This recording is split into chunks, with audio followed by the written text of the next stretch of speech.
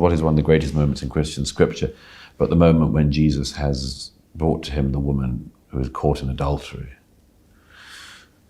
And what does Jesus say when the crowd wanted to stone her for her sins? He says, "He who is without sin cast the first stone." And the crowd go away.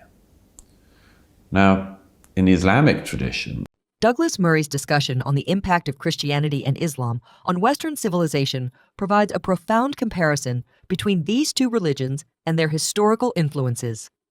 Let's take a listen. a very, very similar thing happens when a woman is brought to Muhammad and he has her stoned. So, history of Christianity, more bloody or less bloody if Jesus was more like Muhammad? I think everyone would say likely to be more bloody.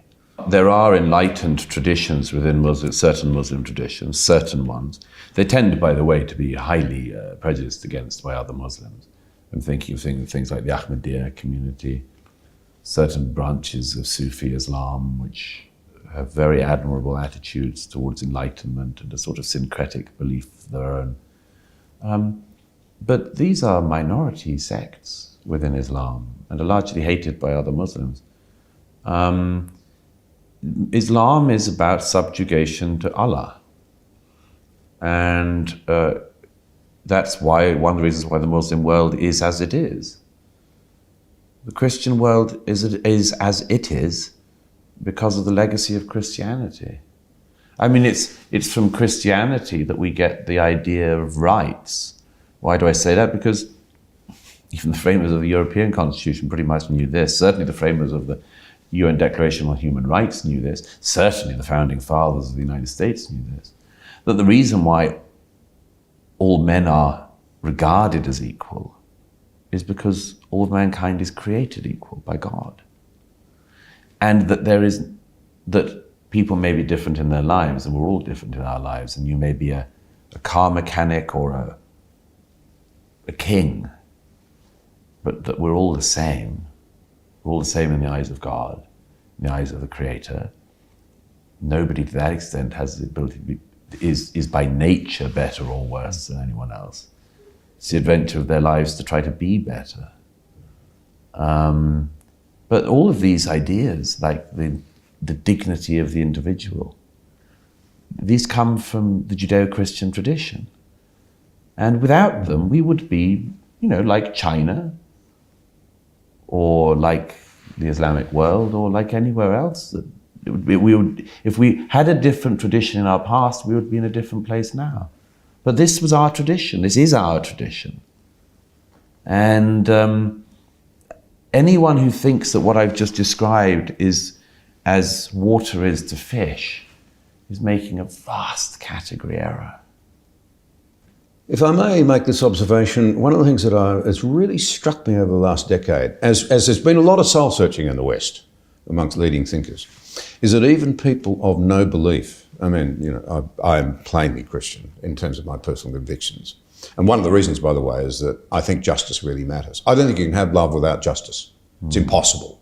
So the people who have done these frightful things, I believe they want to be called to account one day. Otherwise, you're saying the lives of the people they've butchered are as nothing. There'll be no justice in this life for them.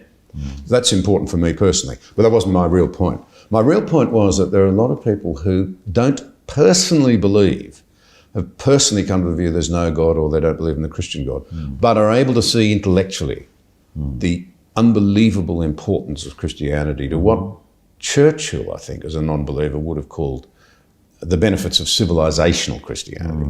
And that if we're not careful, if we continue denying that, we'll just be left with nothing, no wellspring, nothing to cling to, just narrow materialism. This idea that Western civilization is like a cut flower and you can look at it and enjoy it, but it's going to die. Yeah. So how do we make sure that it isn't a cut flower? And the answer to that is, of course, we find the seeds that planted the flowers and we reseed the land. We replant the flowers, the trees and the bushes of our culture and of our civilization.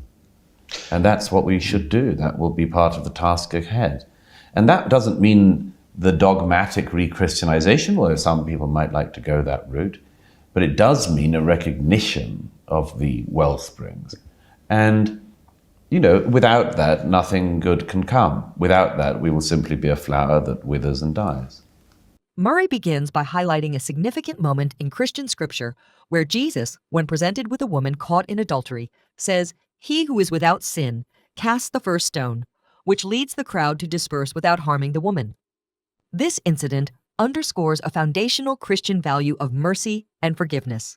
In contrast, Murray notes that in Islamic tradition, a similar scenario involves Muhammad having the woman stoned, reflecting a different approach to justice and punishment.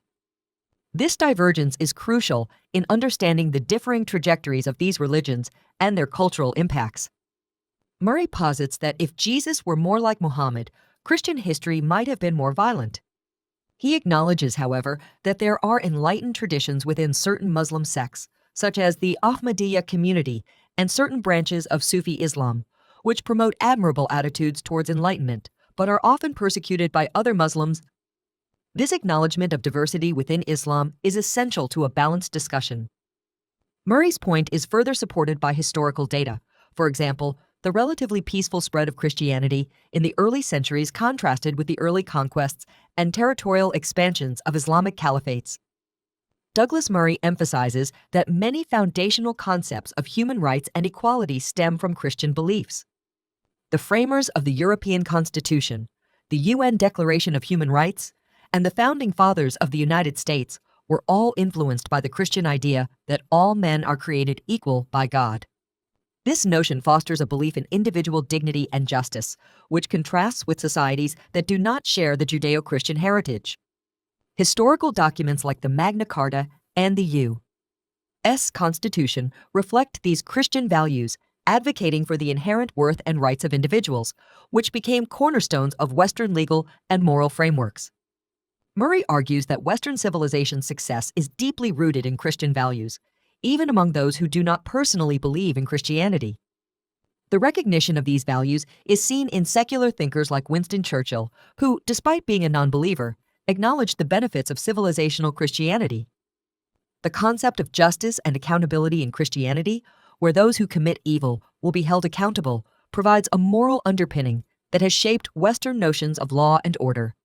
Without this belief, the lives of victims of atrocities could be perceived as meaningless without justice, undermining the very fabric of societal norms and ethics. Murray uses the cut flower analogy to illustrate that Western civilization, if detached from its Christian roots, will wither and die like a cut flower. This metaphor highlights the importance of recognizing and preserving the foundational values that have shaped the West.